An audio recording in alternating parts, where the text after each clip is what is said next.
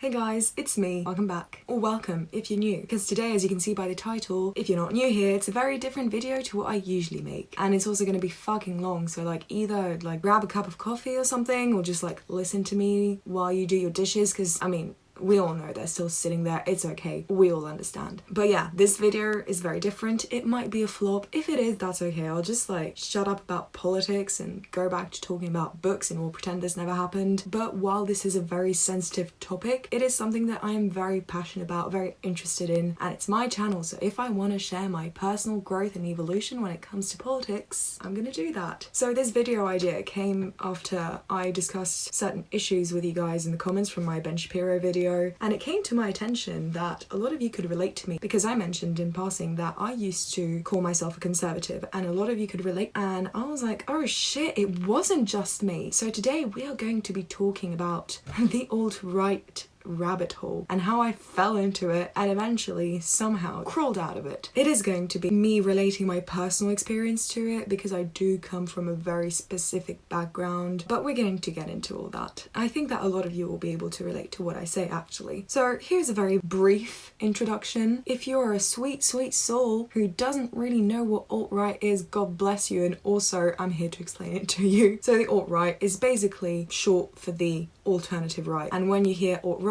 most people think nationalism, conservative, white supremacy, just far right in general. It's very much an online phenomenon. It really took off in 2016 and now it's kind of dying down again a little bit. It's also a very fucking slippery slope because people don't start by telling you, you know what, the Nazis had the right idea of things. They don't. They just don't. It starts gradually. I would like to say though that I was never really full-on alt-right. Coming from a very privileged international background, I break into a cold sweat when people ask me where I'm from. I couldn't be nationalist if I tried. So I was kind of... My silly bitch takes were kind of limited by my environment, which I am so grateful for. But when it came to certain social issues like feminism, I was just, oh my god, I was so dumb. To this day, there's videos on my channel where I'm like, I'm not a feminist, but I don't like the not like other girls trope. I was really in a position where I didn't know a lot of minorities. I didn't really know a lot of people who were LGBT. I knew a few black people, but not that many, and the ones I knew were also very privileged. And really, I was brought up to be colorblind, I guess. And I mean this in the best way possible. I was brought up to think that all humans were equal, and I wasn't American because holy shit, race relations in America are fucking wild. They're a thing here in Europe as well, don't get me wrong, but America takes to a whole new level. So obviously not really having a country to tie myself to and politics. When the 2016 elections rolled around, I got interested in politics for the very first time, and the US being the biggest kid in the playground, I thought I'd get interested, get involved, see what was going on. So the 2016 elections arrive, finally, and we have Donald Trump versus Hillary fucking Clinton, which, can I just say, I had and still have to this day a hate boner for Hillary Clinton. When I think of 2016, I have hazy flashbacks of mean kids in high school.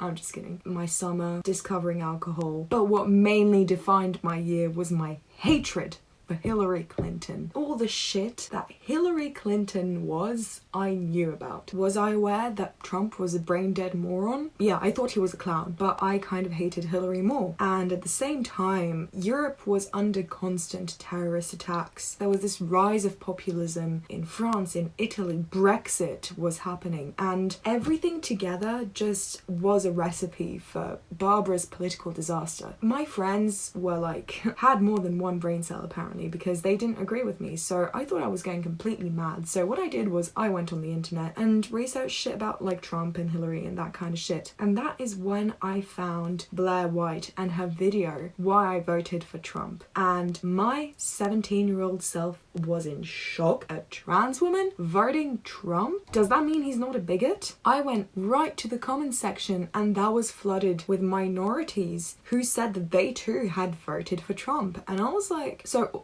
wait, has all this time that he's been banging on about fake news, has that been true? And I was never pro-Trump. I was never, I love Donald Trump, he's the best thing that could ever happen to America. But I thought that he was a better choice when compared to Hillary, you know? I started to get exposed to more creators who took the piss out of SJW snowflakes, and genuinely that got me sucked into the entire thing. The main factor in all of this is YouTube influence. I was a fan of Blaire White, I watched Shoe on Head, Hunter Avallone. By the way, this dude, last time somebody had such a good character redemption arc, it was Zuko from The Last Airbender. This guy has all my respect. But yeah, Armoured Skeptik, Stephen fucking Crowder, Ben Shapiro, Jordan Peterson, Sagan of a Card, I could go on. I was in a fucking echo chamber and it was ridiculous. And on the other side, it was people like Riley Dennis and Milo Stewart, and I was like, you guys are just funny. And at the same time, I was exposed to all these SJW cringe compilations, which, like, by the way, do I still think that some SJWs are cringe as fuck? Yes, in the same way that I think that some conservatives are cringe as fuck. You know, I've just learned to hate everyone, that's the beauty of it. So this YouTube world of right-wing creators, even though I know that June isn't technically right-wing, I was exposed to the world of anti-feminism. I was a woman. I still am. And so of course it was okay for me to be anti-feminist. Me and my privileged ass had never really experienced sexism, or not in a direct way, you know? I was never told, oh, you want to go to university? Shouldn't you be in the kitchen? I was never told that shit. So as someone who had never experienced blatant sexism, I was okay. Now, do you want to know something about me? No, you don't, of course you don't, but I'm going to tell you anyway. I have a huge ego, fucking massive ego, and it is very fragile. So all it took was for one dude on the internet, or girl, whatever, people on the internet in general, fuck, to tell me, you're a feminist? Are you playing the victim card? You don't want to be seen as a victim, do you? So I was just like, oh, fuck no. No, I'm not a feminist. What are you talking about? Feminism? We don't know her. What? That was my 17-year-old reaction to feminism, basically, in a nutshell. I was balls deep in that anti-feminist bullshit, really I was. Whenever my friends complained about things like pads being expensive, period pads being expensive, I just like, in my mind, I just like, oh, you're so misguided. You don't know what you're talking about. Did you know that the wage gap is a myth? When, like, I wish I could go back and tell myself, Barbara, just because you haven't had your period in 6 months because of your out of control eating disorder doesn't mean your friends have that problem. And then I started getting my period again, and would you believe it, I understood why they were complaining, because pads are fucking expensive. So it's really like had so much internalized misogyny, which I can't believe that today I'm using this term. I was the stereotype of a pick-me girl, of a not like other girls girl, that really, like, to the point where I could have been cast as a lead in a Netflix original as the N-log, you know? It was that bad. The people I followed were funny, charming, charismatic, for the most part. And honestly, the reason I fell for their bullshit was partly because of their confidence when presenting these statements, because obviously if someone tells you something and they seem sure of what they're saying, you're going to be less inclined to criticize what they're saying, to look further into it. You're just gonna, especially at 17, take it at face value. And also I believe that bullshit because I wanted to. Are you kidding? A world where you don't need feminism, racism isn't a thing, and SJWs are just like imagining problems that don't exist. It's a very seductive way of looking at life. You're just like, shit, life is perfect, and it would be even more perfect if these pesky feminists weren't trying to convince me that I was a victim all the time. It wasn't just about gender and feminism, because soon I would discover the fat acceptance movement, which to this day I still have very strong feelings about. Obviously, I take it very seriously and I still strongly oppose fat acceptance, but I do support body positivity. But at the time the two were blurred. I was in a phase where I was in deep denial of my eating disorder, so it was also a lot easier for me at the time to be like, that fat chick should just get on the treadmill, you know? I'm also going to be making a video about body positivity, I think, because fuck. You know what? You guys are only getting social commentary from me from now on. I'm just kidding. So right now, what do we have under our belt? We have gender, feminism, fat acceptance. What comes next? Black Lives Matter. Oh shit. How could I not talk about that? It became a lot more dangerous, I guess, because my favorite creators were now criticizing Black Lives Matter. And part of me, even at the time, was like, isn't that a bit not not okay. But also I was surrounded by headlines and people talking about the rioters, the looters, and fucking Antifa. Let's not even mention them. So when people said, oh no, I don't oppose black people, just the movement, the way they go about it. Oh shit, it almost looks like you have to make some noise for change to happen. Who would have thunk it? And on top of all of that, I didn't really know about police brutality. Like, I knew it was a thing, I knew it existed, but I believed it to be very isolated cases because honestly, I think I was just too fucking naive, okay? I was just like, there's no way that these people would get shot just because they're black. There's no way. Turns out there is way. The black people I know were also in my circle of privilege. And so while I was still cautious when it came to the topic of race, I believed the talking points of we don't live in a racist society anymore. So all of this put together, that led to me being like, oh, well, my political identity, if you will, is conservative. I must be a conservative, right? I don't like SJWs. And a cringy feminist called me a sexist and told me that I had internalized misogyny, so I must be on the right.